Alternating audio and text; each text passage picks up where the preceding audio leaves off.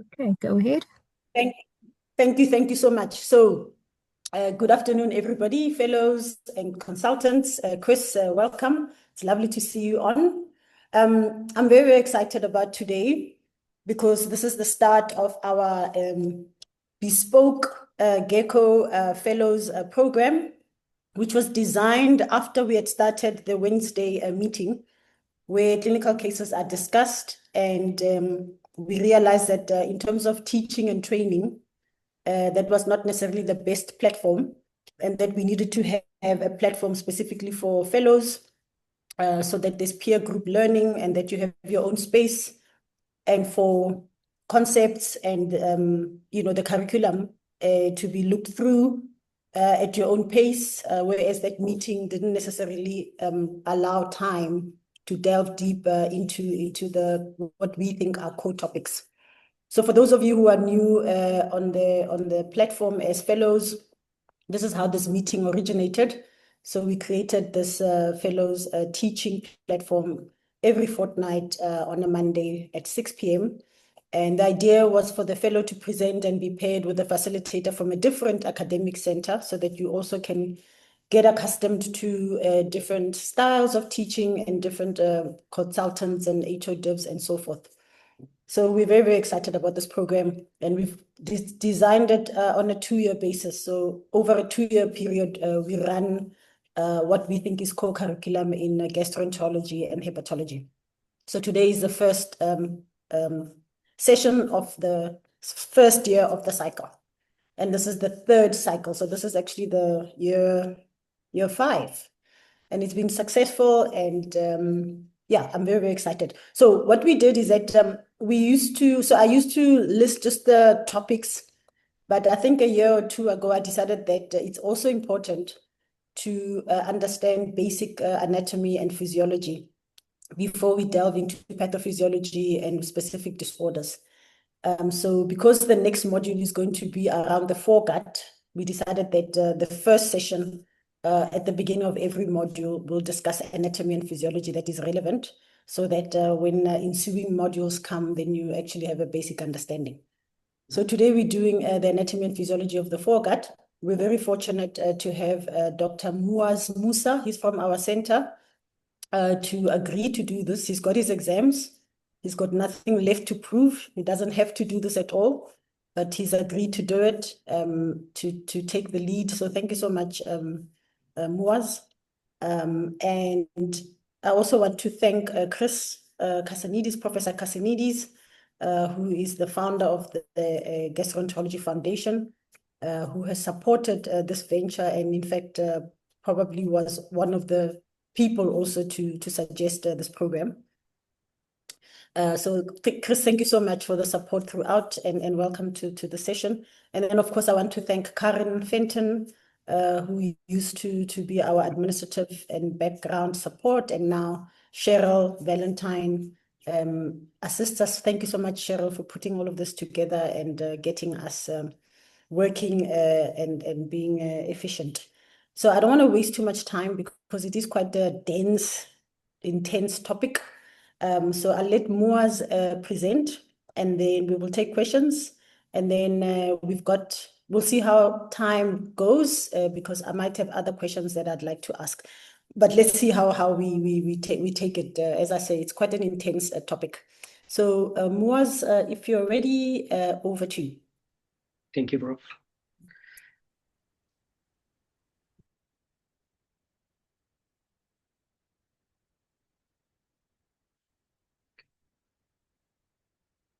Yeah.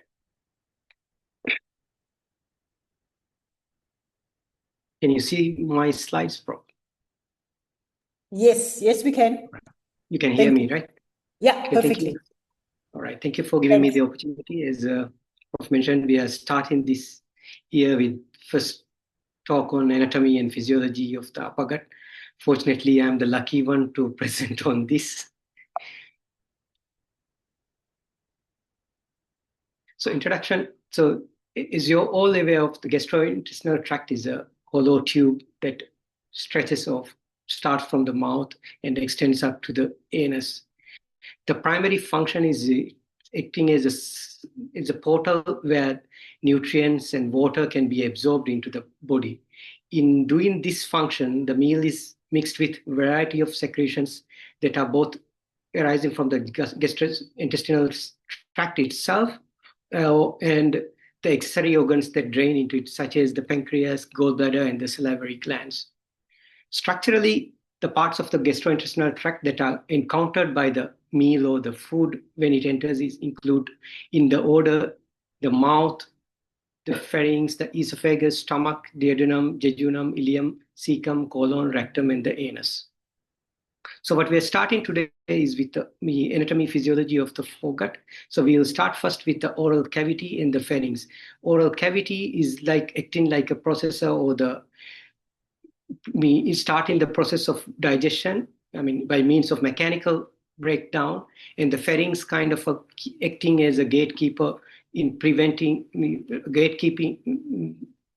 in directing the food into the esophagus rather than into the airway. So the oral cavity consists of the lips, the teeth, tongue, hard and the soft palates, and the salivary glands. The primary function are the mechanical breakdown of the food, mixing with saliva, which is an important part of the digestive process, and formation of a cohesive bolus. So when we talk about the saliva, it is the first secretion that is encountered when the food is ingested. It is produced by the three pairs of salivary glands that are parotid, submandibular, and the sublingual glands. It directly drains into the oral cavity. In a day, roughly around 1 to 1.5 liters of saliva are produced. This is important for the digestion and oral protection as well. The salivary secretion, this process is entirely almost controlled by the neural influences, predominantly the parasympathetic system. It is triggered by the reflex that are stimulated by the physical act of chewing. Of course, even before the process of chewing starts, even with the thought of food, or the taste and the saliva, in the taste and the thought of food itself triggers the secretion of the saliva. It is also secreted by nausea, while it is inhibited by fear and during sleep. The composition of saliva is important because it contains water, electrolytes that are also organic molecules. It also contains amylase that initiates the starch digestion, and mucin that helps to lubricate the food, while it provides antibacterial defense with the IgA lysozymes as well.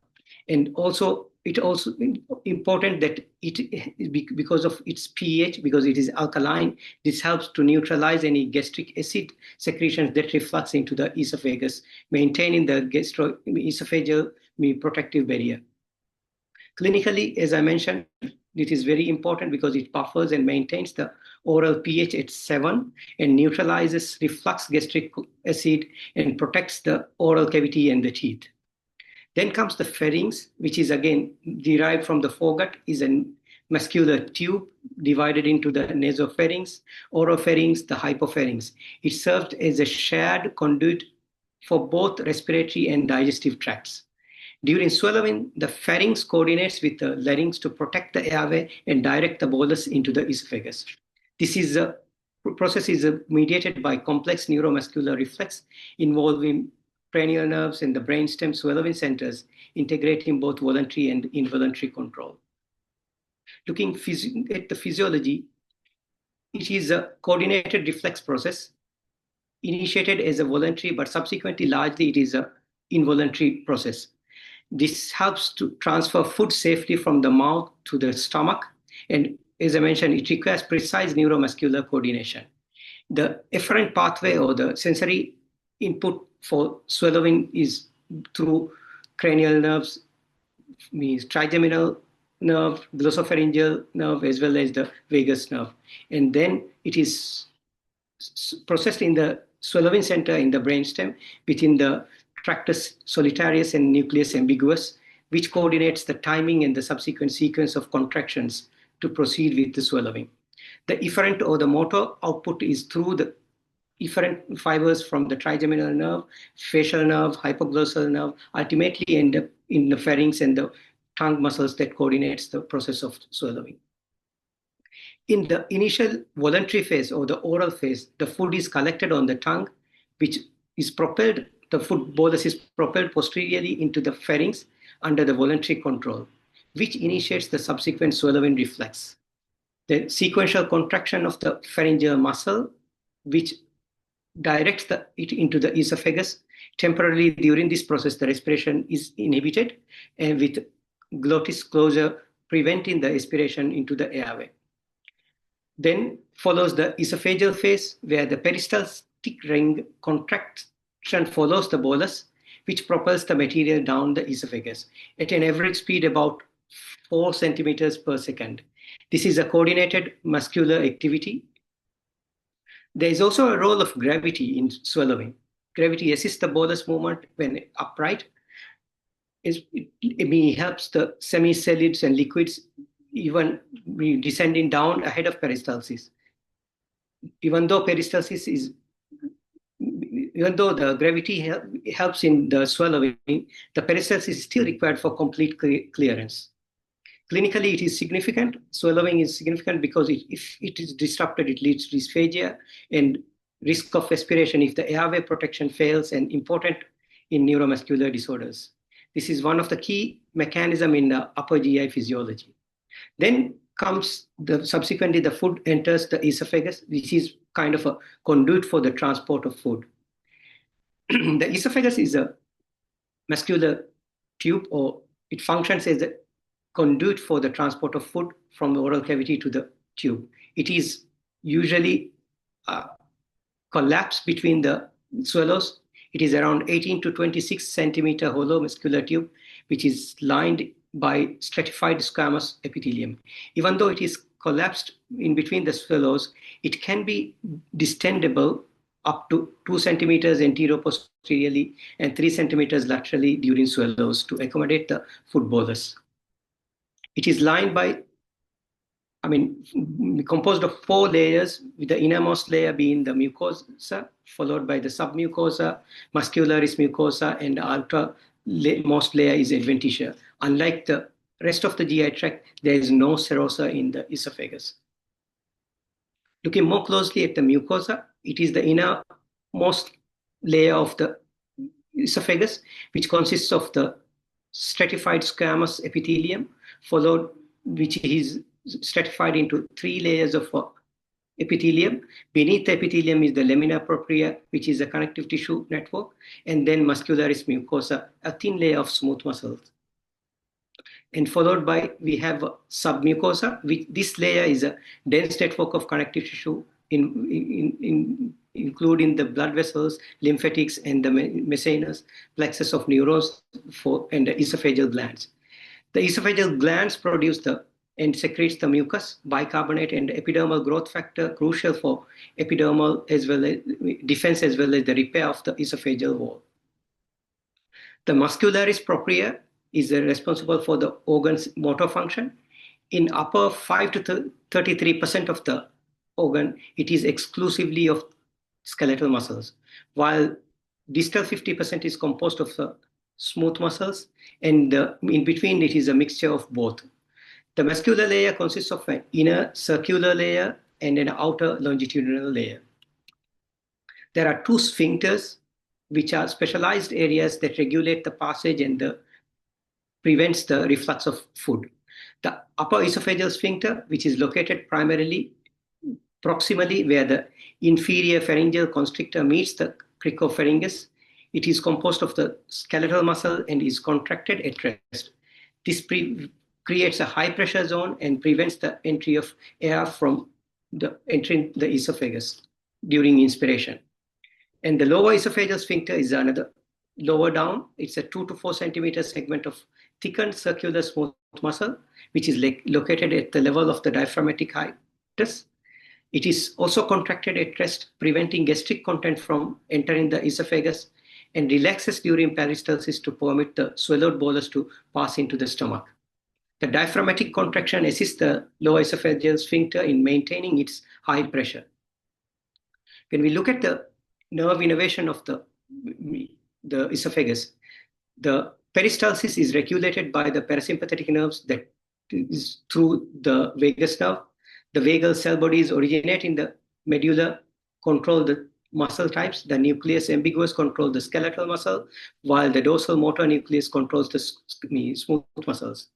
The vagal preganglionic efferent nerves heading to the smooth muscles terminate on the myenteric plexus. While the pain sensation is typically triggered by the chemoreceptors in the mucosa or the submucosa, or it is through the receptors in the musculature. These impulses are transmitted to the central nervous system via the sympathetic and the vagal efferent pathways. When we look at the circulation of the esophagus is characterized by segmental arrangement, whether it is arterial, venous, or the lymphatic drainage.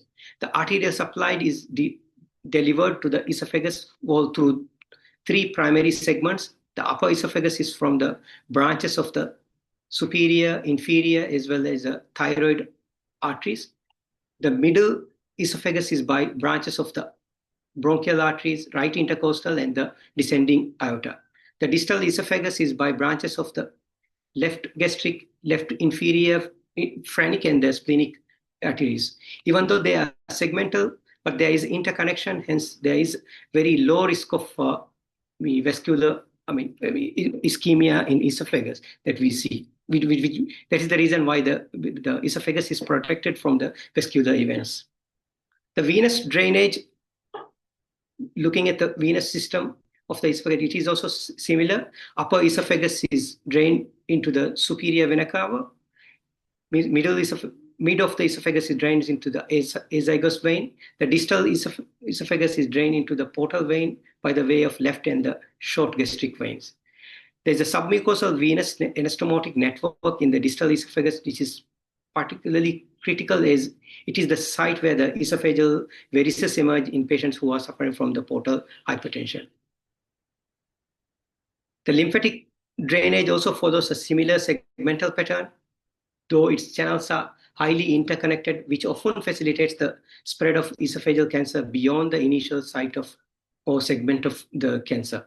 Upper esophagus drains to the deep cervical nodes, while mid-esophagus drains into the mediastinal nodes, and the distal esophagus drains into the celiac and the gastric nodes. Then we look at the stomach, which is again a reservoir. It's a J-shaped dilation continuous with the esophagus proximally, and then it is continuous with the duodenum distally.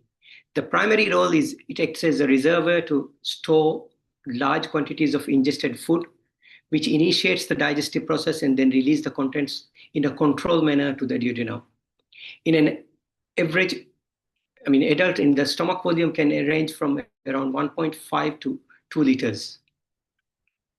Looking more closely at the anatomy of the stomach, stomach rotates 90 degrees during gestation, resulting in the greater curvature lying to the left and the lesser curvature lying to the right. It is divided anatomically into 5 segments. The cardia, the small area adjacent to the esophageal gastric junction, while fundus, the most superior, the dome-shaped portion, and the body is the largest portion, which is continuous with the fundus. And then comes the antrum. It extends from the body to the pylorus, and which is roughly demarcated by the incisura along the lesser curvature. And then comes the pyloric channel or the pylorus, which is again a tubular structure joining the duodenum into the stomach, containing the circular muscle known as the pyloric sphincter. There are 4 layers of the stomach: mucosa, submucosa, muscularis mucosa, and serosa. When we look at more closely at the mucosa, this is the innermost layer lined with simple columnar epithelial cells. The mucosa appears as a smooth, velvety, blood-filled lining. It is organized into vertical tubular units that contains the gastric pits and the specialized glands responsible for secreting acids, enzymes, and the hormones. The special forms of thick and the longitudinal folds called the rugae that flattens the stomach is the surface is formed of thick longitudinal folds which flattens when the stomach is distended. Then there is a submucosa which consists of again dense connective tissue skeleton of collagen and elastin fibers deep to the mucosa. This is the layer that serves as the primary neurovascular housing and contains the arterioles, venules, lymphatic channels, as well as the submucosal plexus. Then the muscularis propria, which has a 3-layer configuration, the innermost oblique layer, followed by the middle circular layer and the outer longitudinal layer. And the myotic plexus is located between these muscle layers to coordinate the mechanical grinding and the motility of the stomach. The serosa is the outermost layer, which is a transparent protective membrane that is continuation of the visceral peritoneum. The stomach is almost entirely invested by the serosa. It is distinguished. This distinguishes it from the esophagus, which actually lacks the serosa. Looking at the innervation of the stomach, the gastric innervation comes from the sympathetic T6, T8 spinal nerves and the parasympathetic systems. The vagal nerve, the right and left trunks provide the parasympathetic input, synapsing with the neurons in the submucosal and myotic plexus in the stomach wall. Looking at the enteric nervous system, this is the third division of the autonomic nervous system. It is often referred to as the little brain, which is composed of the intrinsic neurons within cell bodies and located within the walls of the GI tract. It can function autonomous to the central nervous system, while it can still receive and send signals to the CNS through sympathetic as well as the parasympathetic pathway. Looking at the structural organization of the enteric nervous system, which is organized into 2 primary neuronal networks, the myotic plexus situated between the inner circular and outer longitudinal muscle layer. This plexus is primarily responsible for regulating the motility, while the submucosal plexus located within the submucosa, this network is primarily regulating the secretory function and serves as a site for efferent sensory impulses. Looking at the gastric blood supply, the gastric blood supply is characterized by a rich network of vessels derived from the celiac artery and its branches, primarily the left gastric, common hepatic, and common splenic arteries. This supply is organized into 2 major arterial arcades that run along the curvature of the stomach. The lesser curvature, this is the region supplied by an arcade formed by the left gastric arcade entering from the above and the right gastric artery entering from below. The right gastric artery is typically a branch of the common hepatic and the gastroduodenal artery. The greater curvature, this is supplied by the lower 2/3 is supplied by the left gastroepiploic artery, a branch of the splenic artery, and the right gastroepiploic artery, which is a branch of the gastroduodenal artery. These 2 vessels usually anastomose to complete the arcade, and the fundus and the left upper aspect of the greater curvature receives the blood supply via the short gastric arteries, which arise directly from the splenic artery.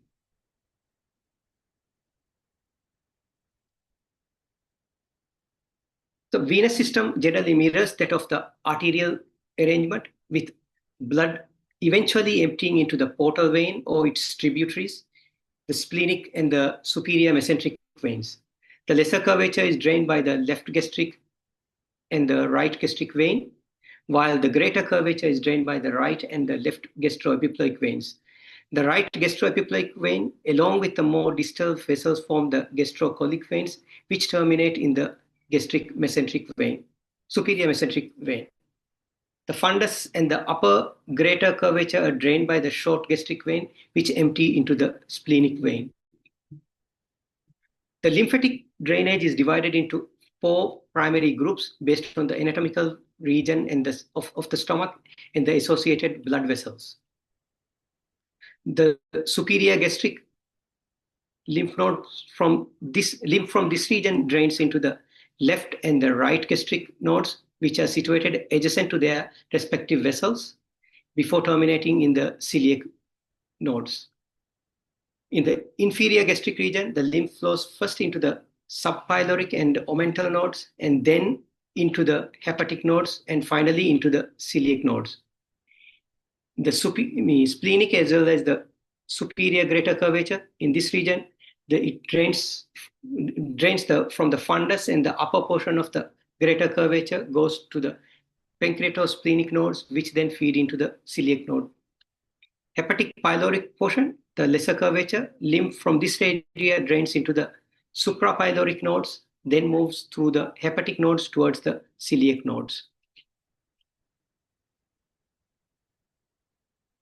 Microscopic and clinical context. At the tissue level, the mucosal capillary plexus resides in the lamina propria, communicating with venules in the muscularis mucosa that eventually reach the submucosal veins.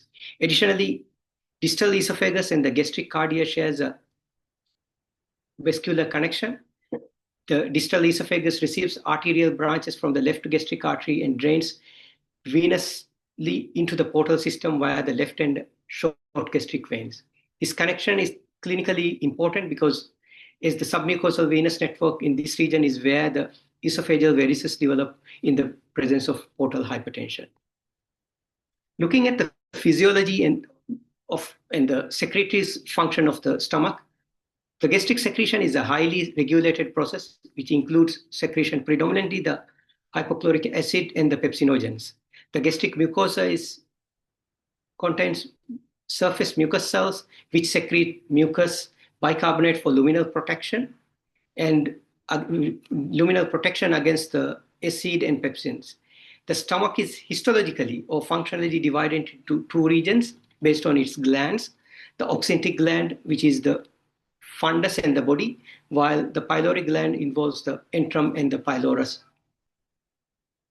The oxyntic glands, these are the most numerous or responsible for around 80% of the stomach, secretes the acid and the intrinsic factor and the most of the gastric enzymes.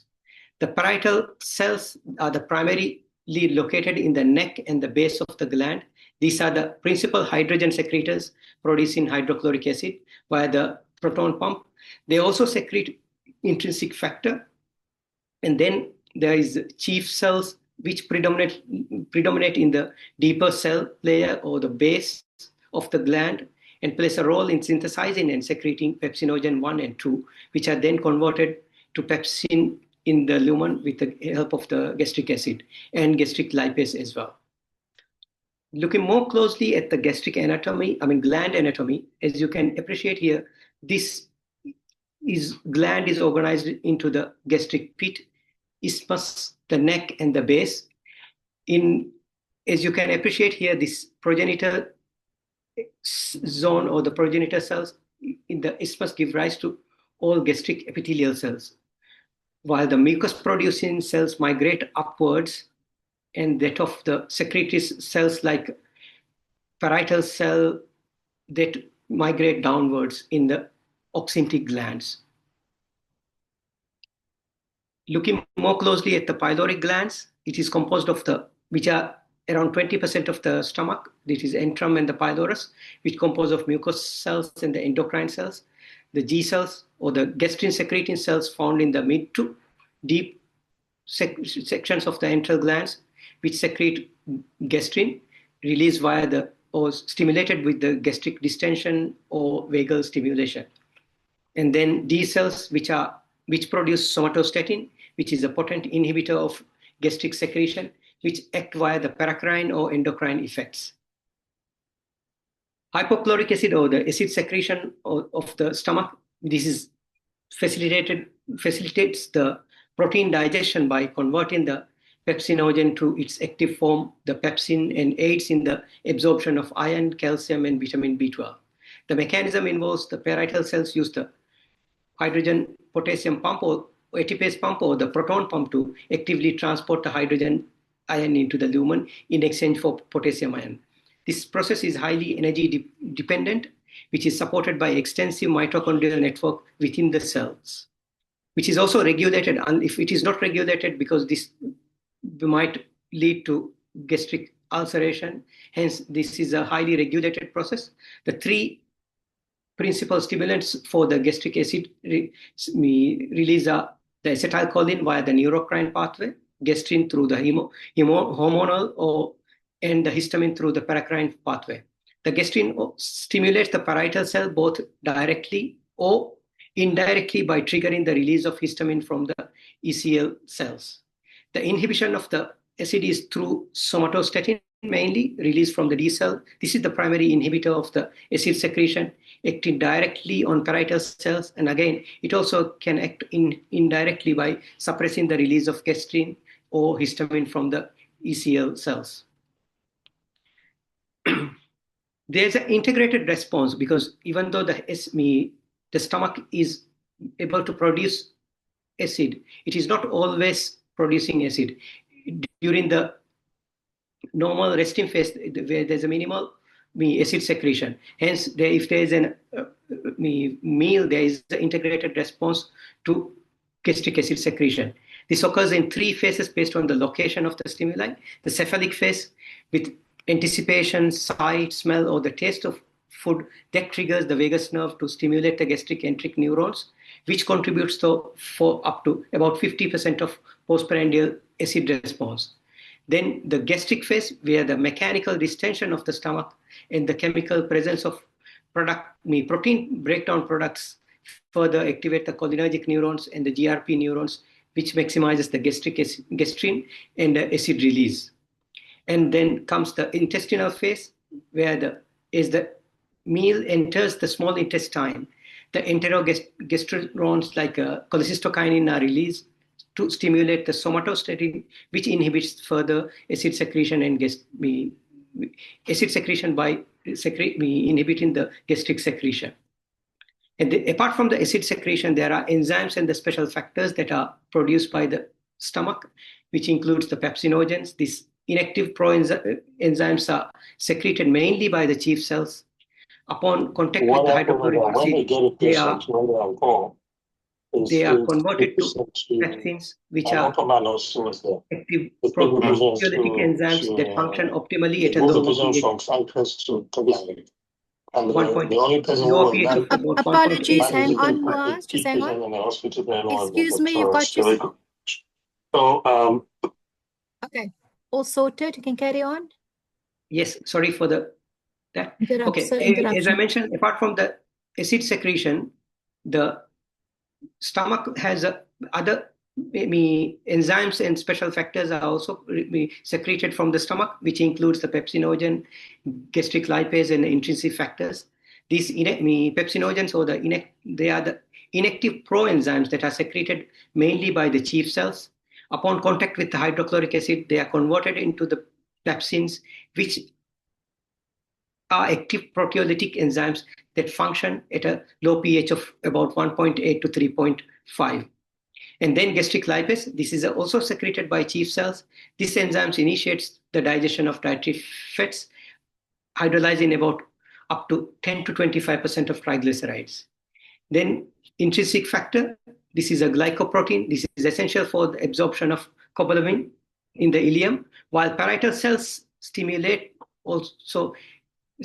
also increase the intrinsic factor. Its secretion is not specifically coupled to acid production. So in summary, the oral cavity, the upper GI consists of oral cavity, pharynx, the esophagus, and the stomach. The oral cavity, or where the entry point of the GIT tract, which is where the mechanical breakdown or mixing of saliva occurs.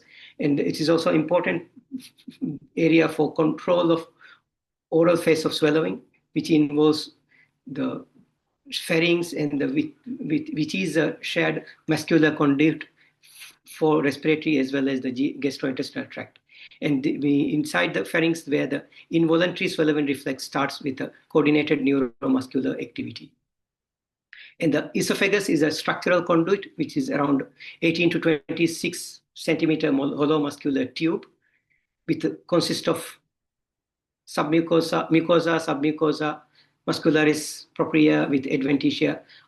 Unlike the rest of the GI tract, there is no serosa, histologically lined with a stratified squamous epithelium, and which also importantly has 2 sphincters, the upper esophageal sphincter, which is a skeletal muscle, and the lower esophageal sphincter, which is a smooth muscle, which are both contracted at rest to prevent entry of air or gastric reflux into the, and the stomach is kind of a chemical reservoir, which is the J-shaped, which is divided into cardia, fundus, body, and the antrum.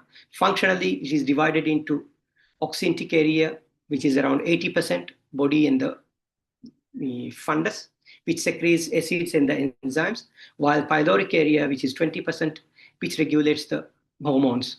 And looking at the musculature, it has a unique 3-layer muscularis propria for mechanical grinding. And looking at the cellular profile of the stomach, which has parietal cells which secretes hydrochloric acid as well as the intrinsic factor, while chief cells produce pepsinogen and gastric lipases, and the endocrine cells like G cells which secretes gastrin, and the D cells somatostatin, which is an inhibitor for gastric acid secretion. And security regulatory function, which the pump or the proton pump, which is acid is secreted via the hydrogen potassium pump on the parietal cell membrane, which is stimulated by acetylcholine through the neurocrine pathway, gastrin, hormonal, and histamine via the paracrine pathway, and it is inhibited through the somatostatin, which acts as a master switch of exerting the tonic paracrine restraint on the acid, gastric, as well as the histamine release. And thank you.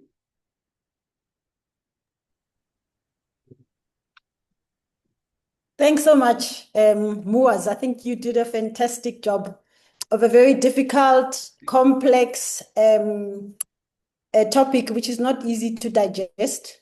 When I saw your slides, I actually could easily understand what you had done. And also, I think it'll be easier even to remember it. Because I think also the way it's presented, when it's decluttered in the way that you have, makes it a little bit easier, I think, to understand. And I think in terms of then applying what you've presented to disorders and pathology, becomes a little bit easier when there is this basic understanding. So thank you so much for all the hard work that you've put into preparing it, but also for the clarity of the presentation. I thought it was absolutely amazing.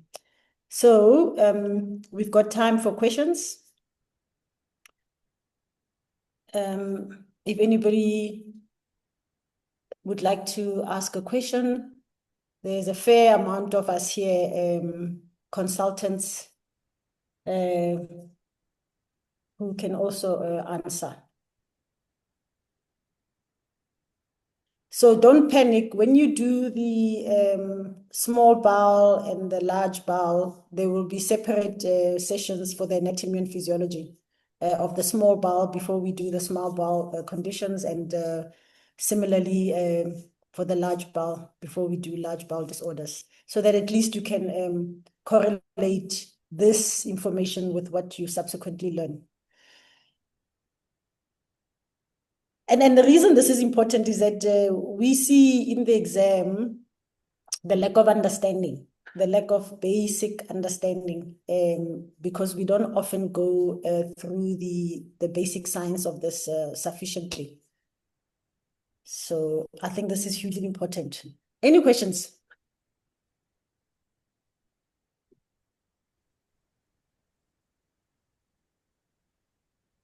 Okay. Moosa, I think you really have covered everything. I was just thinking of a fun fact about the gut, and that's why I really find the study of the gut very, very exciting. So if you consider it, if you compare it, say, to the lungs or the genitourinary system, this is actually the only organ system in the body that is inside the body but outside the body, because it's basically a hollow tube that runs from the mouth to the anus with a very, very important intestinal barrier that filters out allergens, food allergens, antigens, and so forth, that can only get through if the membrane and the permeability is compromised. Otherwise, it literally is an organ system that exists in the body, but actually outside the body. Whereas the genitourinary tract actually is a connection between that and the outside of the skin, the respiratory system, similarly. So it's external, but not quite external. Dr. Seyabi, I see your hand is up. Please unmute and put on your camera so that the fellows can also be familiar with all of us. Oh my goodness, let me see if I can find it, because I'm in. I'm in an area where I don't want to be exposed.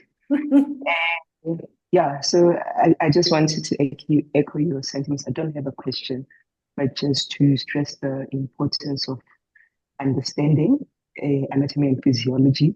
It'll always come back, especially for the new fellows. For instance, if you're reading about things like PPIs and the hypochlorhydria they induce, and then the subsequent hypergastremia, enterochromatic cell hyperplasia. So if you know which hormone or molecule is secreted from, then it makes it easier to understand pathology and why things happen in the gut. And I think it's also good for us. Revision, repetition, I think because we've covered this before. I think it's good, Mashiko, that we always start with anatomy and physiology at the beginning of the year, just so that, with the subsequent topics, we have somewhere to get back to. Thank you. I appreciate that. I think maybe Cheryl, because we've got time and I don't see any other hands, let's run the quiz. So guys, what I thought if we have time, we'll do this just to jog your understanding and just to make sure that some of the stuff is inbuilt here, because sometimes you think you understand and you have to go back and read the stuff again. But I think a few MCQs might help. So I think, Cheryl, if it's okay, maybe run that first quiz. And I'd like, we've got about 30 people online. Excellent. So please answer. It doesn't matter if the answer is incorrect, but let's just see, let's see what your understanding is. So 58-year-old man undergoes high-resolution manometry. During a normal swallow, which of the following events occurs first? And you've got 5 options there. So please choose the one that you think is the one that occurs first.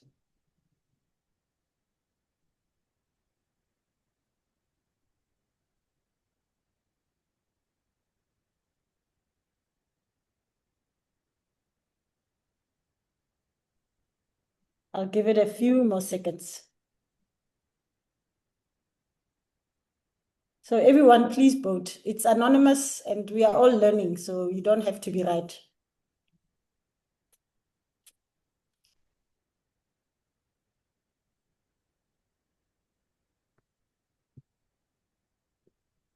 Okay.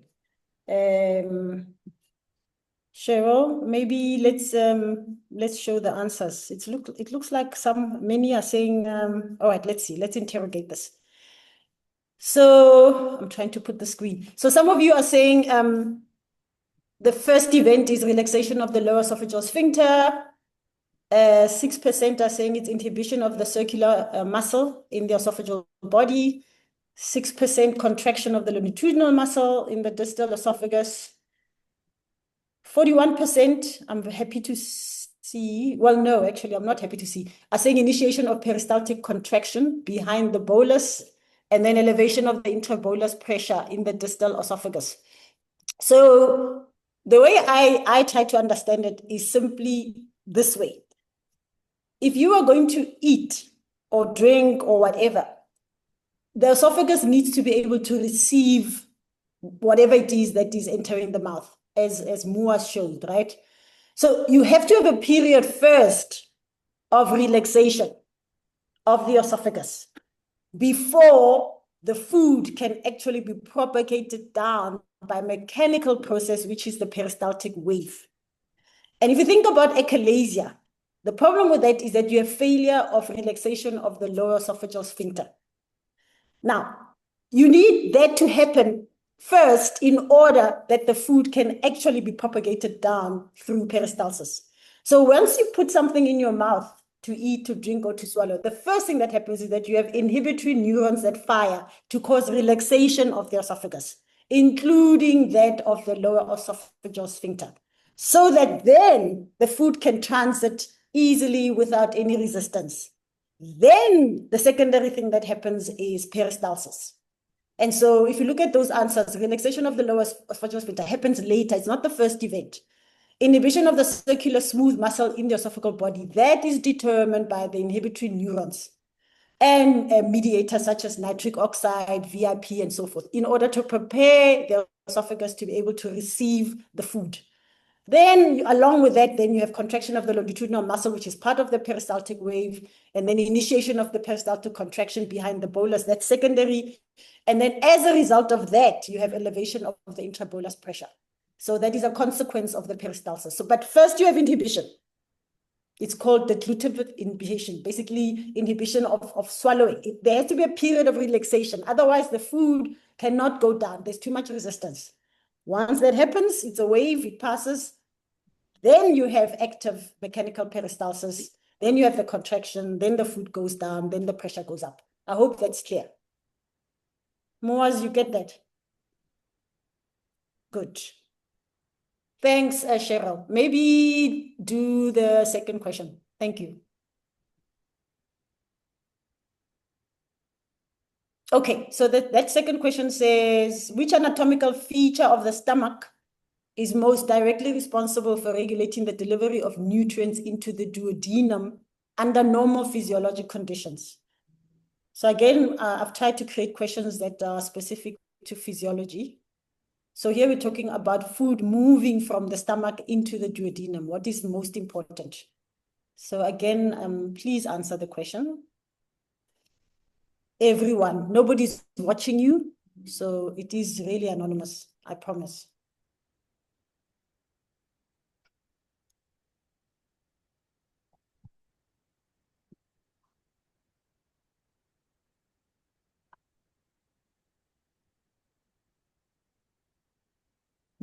Interesting.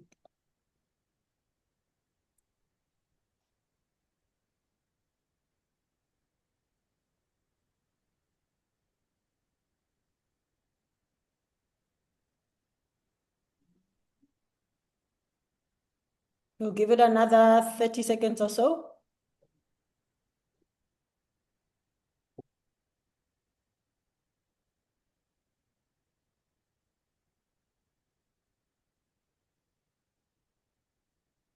Okay. All right, let's see the answers, Cheryl.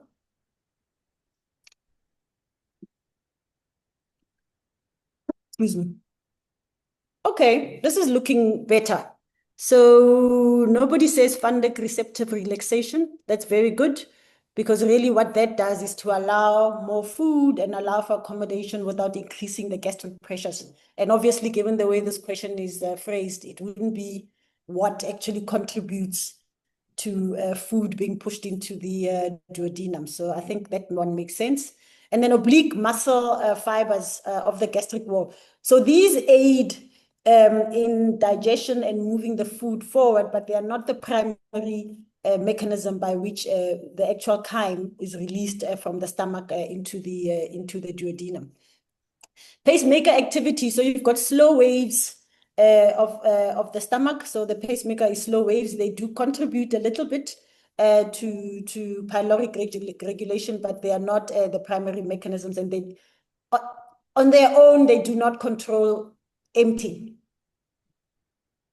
So most of you said, 63% said pyloric sphincter tone and phasic contractions. So that is the answer. So you'll have mixing, you'll have accommodation, then you'll have mixing of chyme and so forth and so forth. And what actually, and the pacemaker plays a role in the mixing and the activity of the stomach, but what actually ultimately allows for the passage or delivery, because the question was about delivery, is about that tone of the pyloric sphincter and phasic contractions. And if that doesn't happen, then you have goo and you have other complications. And that's the importance of this. And then retropulsion is really more about mixing. So the back and forth and the churning and mixing is more about mixing the food. So it's not propulsive. It doesn't allow for the food to get out. It just mixes it so that it is in a semi-liquid state that can be pushed out into the pylorus. So again, I don't see any hands. I hope that is quite clear. We've got time. Okay, Cheryl, let's please do the next question. Thank you.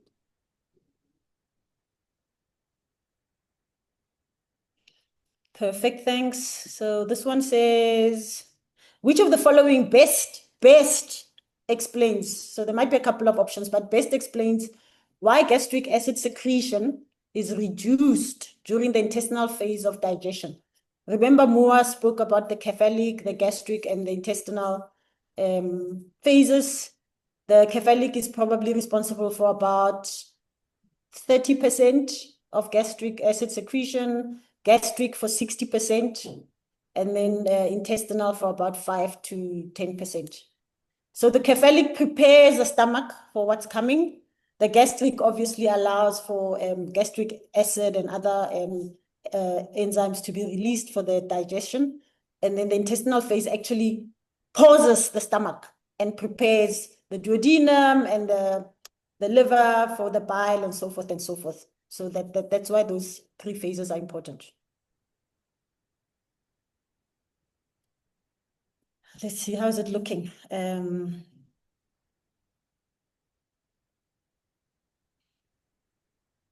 67% inhibition of gastric release by somatostatin. Interesting.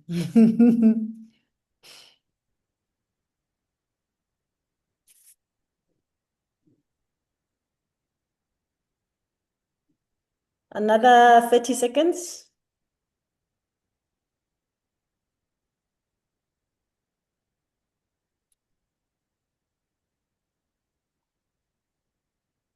Okay. Please share the results. I mean, I can see them, but yeah.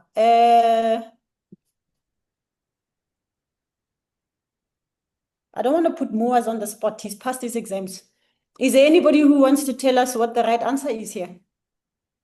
Anyone who's brave?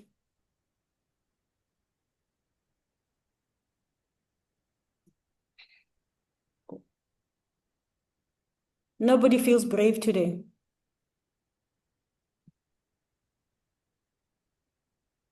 Well, the answer actually is D, enterogastric reflexes initiated by duodenal acid and fat. This one I had to write down because I couldn't remember all of the answers. So acid and fat in the duodenum, they activate enterogastric reflexes and hormonal pathways. They secrete gastric acid secretion and motility to protect the small intestine. So why the others are not true is that secretin actually suppresses gastric acid secretion indirectly. It's indirectly by reducing vagal activity and reducing gastrin. So it's not a direct mechanism. Vagal efferent activity actually, so gastric distension actually increases vagal activity.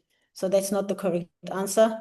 And then somatostatin, I see some people did choose that. I think 55%. That's not bad. That's not entirely incorrect. So it does play a role. So you're not wrong, but it is not the primary mechanism.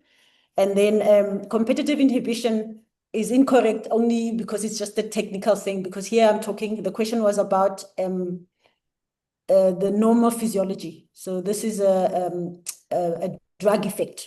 So I snuck that in as a just to confuse you. So we're talking about normal physiology. This is a drug effect. So it's not a physiological process. But basically what you do need to know is that once you have fat and you have acid, then this is what actually causes, holds sort of gastric acid secretion so that you can have a more alkaline milieu, which is what is needed for further digestion. I think there's one more question. I think, Cheryl, did I give you 4 questions? Yes, you did. Question 4 coming up. Okay, thank you. Okay, this is the last question, guys. I think this one should be relatively easy. Which mechanism plays the most critical role in protecting the gastric epithelium from autodigestion under normal conditions?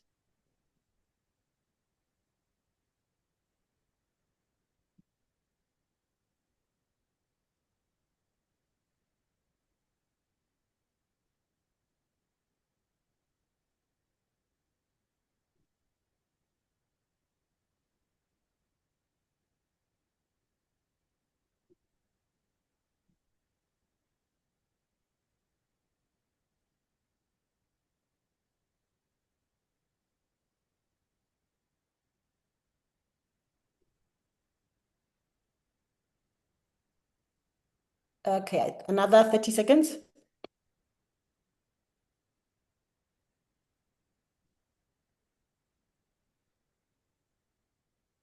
Okay, no, that's fine, thanks.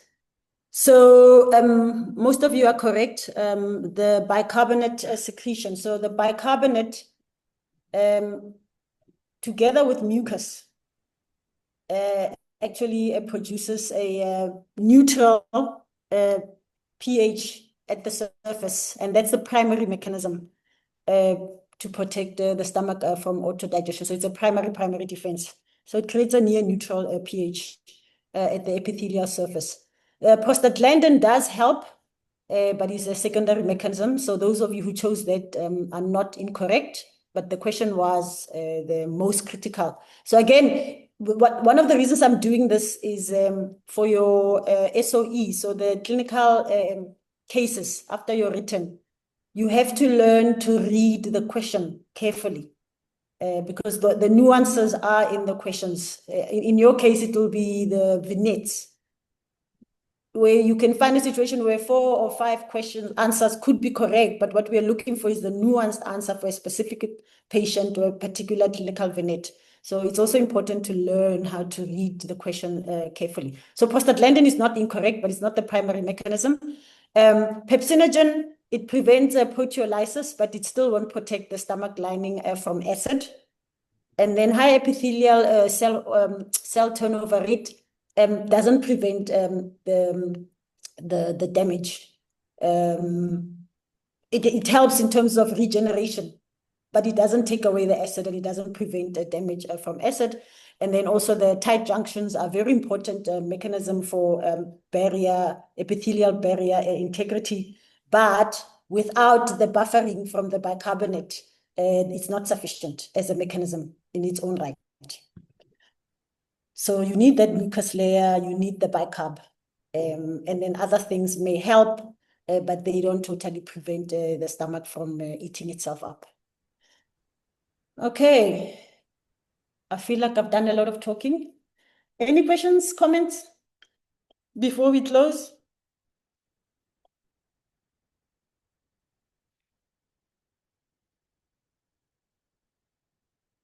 You're all probably going enough already of the physiology. Okay, it is really important, guys. I cannot stress it enough.